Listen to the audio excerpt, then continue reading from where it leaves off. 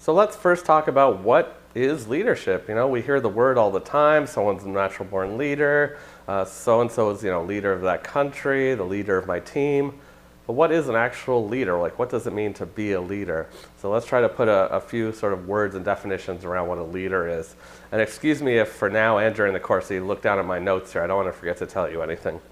So first of all, leaders tend to do three things really well. One, they inspire trust. The followers of the leader, and essentially there's two parties, right? The leader themselves and the followers. So they inspire trust in all the followers. So people believe in what they're saying. Secondly, they act consistently. It's no good if a leader is constantly changing the plan, saying one thing and doing another. You're not going to inspire any trust that way. So you have to act consistently to be a great leader.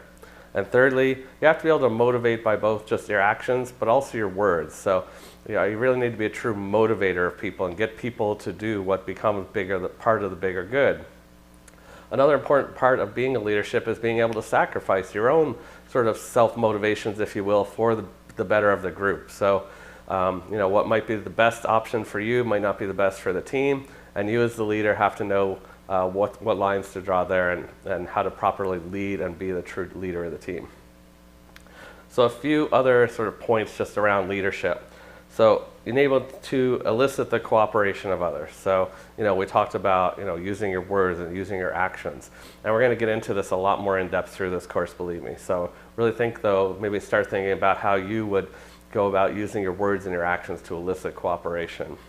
Secondly, you need to be able to listen well. A good leader listens as well, because people are going to have concerns, they're going to have questions, and you need to have valid and honest answers for those. So especially, again, if you're doing and saying one thing, you need to also be making sure that everybody's on the same path and that you're consistent. And then lastly is what I kind of mentioned just before we started talking about this. You really need to place the needs of the group above your own. So, and people will notice that. So as you act in your whatever leadership role you are in, whether it's at a job and you have a team, whether it's you're the president of a country, maybe you just have a small committee in your neighborhood and you're elected the leader of this committee. All of these skill sets apply regardless of the roles and responsibilities specific to your leadership role. Just the fact that you are in a leadership role means you need to be learning of all these things. And we're going to be getting into each of them much more in the videos to come.